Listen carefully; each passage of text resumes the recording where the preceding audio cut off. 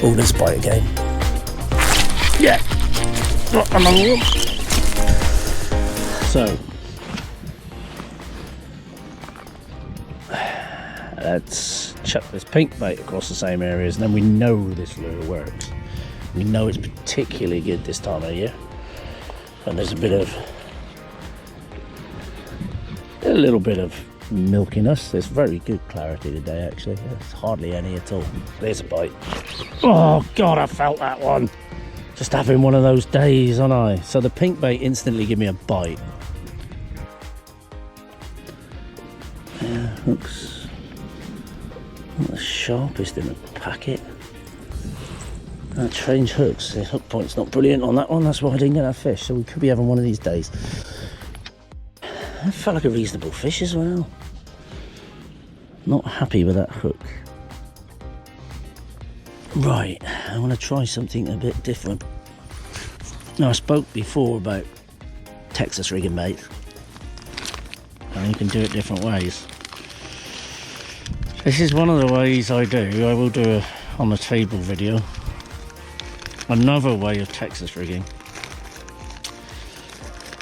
But I find the hookups are better, but you can snag more. So what I've got here now is a straight shanked hook, and what I'm going to do is just tie it on like normal onto my Texas rig. But I'm going to Texas rig differently. You'll see what I do in a second. I haven't done it for a while, so but this is ideal scenario when they're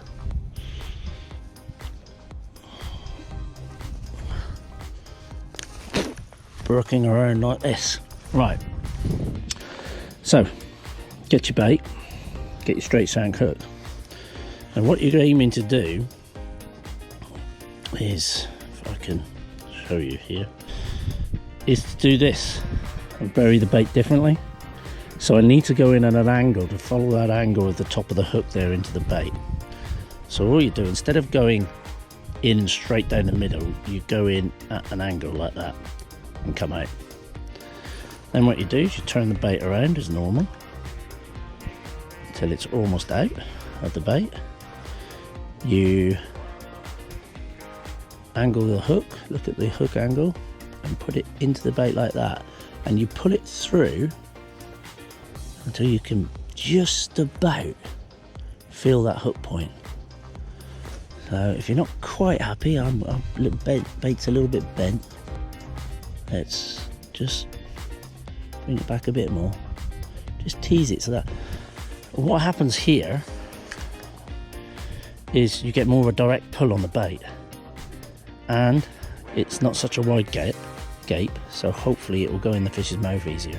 We'll try it. I haven't done it for a while, but that's a good little tip there. So that's 2 fish hooked and nothing. Need to invest in some sharper hooks, I think. Still, there you go. We all have days like it. Purely going for the hooking capacity here. We're hoping to hook these fish, or hook them well enough to get one in, because at the minute we've hooked 2 fish and bounced 2 off, and that's not good. There's a bite again. Did you see the line flip?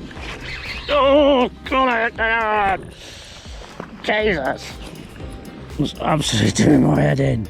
Yeah, we need to stop the bait doing that. This is a problem you can have with Z-Man lures as well. So I want to stop that bait sliding down.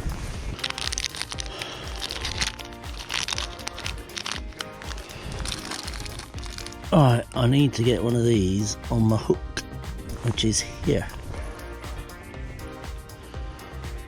It's going to be a filly ass thing, because these are quite hard, these. These are bobber stoppers. And, I'm not going to do it, I don't think. I might. I'm putting it half through it. Hopefully pulling it out the side. It's a difficult thing to do when your hands are wet. You can see what I'm doing. I'm hopefully going to tease this. My hands are covered in oil.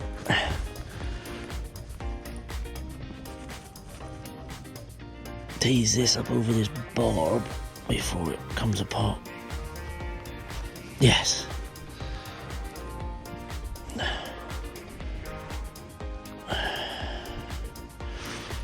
Alright, where's the bait gone? Alright, what I'm going to do is go in at that angle we talked about. Come out. Hopefully thread that through as well. I should have put on second, but I'm not thinking straight. Right, yeah, we've done it anyway. Right.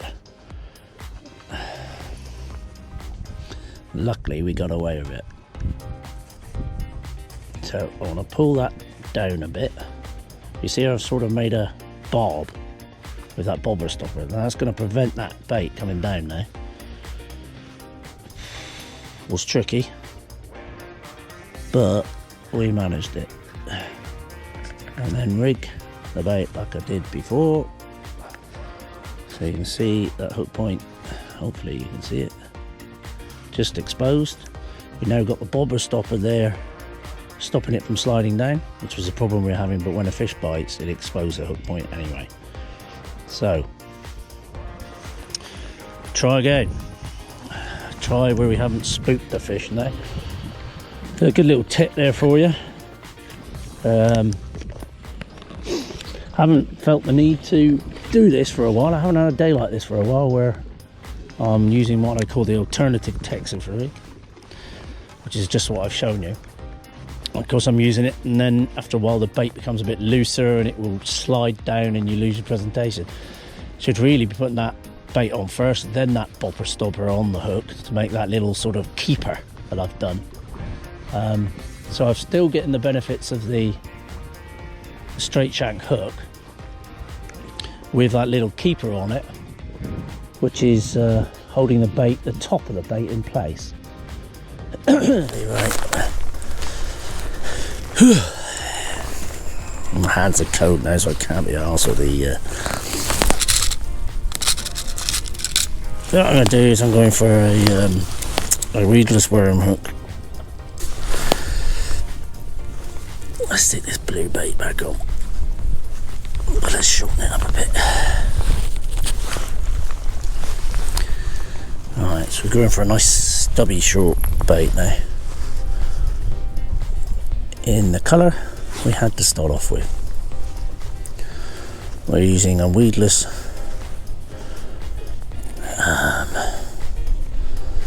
straight shanked, I can't remember the called now, weedless worm hook, that's what they're called, I'm sure of it.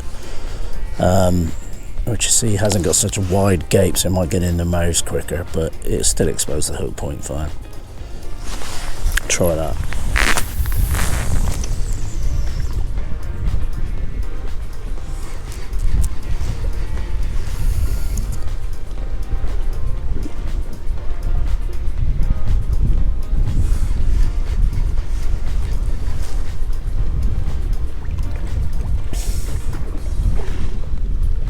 Oh, there's a little bite. Come on. Yes, got one. Oh, that feels quite good. Stay on, you bugger. At last. Hopefully it's a biggie we've been waiting for. Oh, it's a nice fish, this. A massive but a decent sized fish. Thank God for that. Hopefully you can see that down there.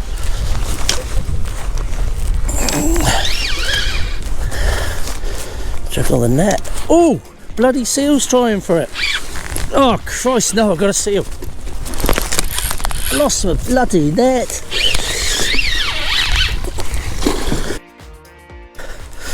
Jeez. Oh, I've got to try and up my net now. Alright, nice little wrasse there. Let's fill the wrasse down over there. Sorry you didn't get a better view of that. Trying to save my net. I hope the netting or something. Yeah, right. The fucker was going to pull me in, for God's sake. Like, Jesus Christ, no. I was getting ready to let go because I wasn't going in the drink. It's not worth it. We caught a fish. The thing is, we caught a fish because we changed bait. I made a shorter bait.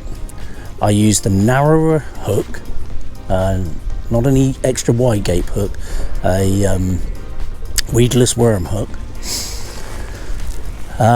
which enabled that bait to get into that wrasse's mouth that little bit further, that I was able to hook it. And these little things, these are what make the difference. I should have done better. I should have caught more of these fish today. But we worked something out. You know, I need to go back to using these weedless worm hooks. I need to get them in a few different sizes. Today's like today when the fish are quite tentative. They're thumping it, but they're just not getting it in their mouths. Wrasse don't have huge mouths. That was a huge bit of excitement. Christ. Well, there's an important reason you set your drag. Because you might hook a seal. It might pull you in if you don't.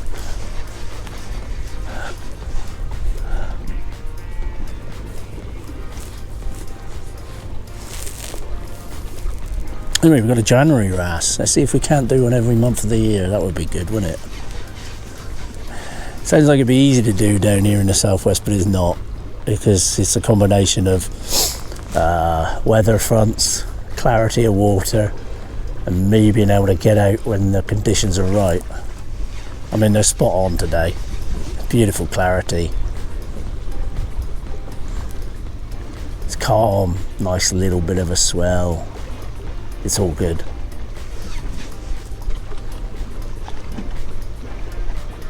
Our fish was probably, I don't know, 2.5 pound. I didn't really get a chance to look at him. I put the poor bugger straight down on the rock because I just needed to get him unhooked and out. But it was a nice flat bit of rock. It wasn't sharp rocks. It wasn't ideal. It was far from ideal, but I didn't have a net to put him in at the time. And there isn't a rock pool up here. Oh, there's a bite again. Yeah. Another one. Hopefully we won't hook a seal. This one's running a bit. Christ, this one's put it. Oh, come off. I'm having one of those days today. That was a good fish I just lost there, and it wasn't the seal. Whether the seal was chasing it, that's why he ran around. You can see where they really love these June bugs lures today. Oh, why did you come off?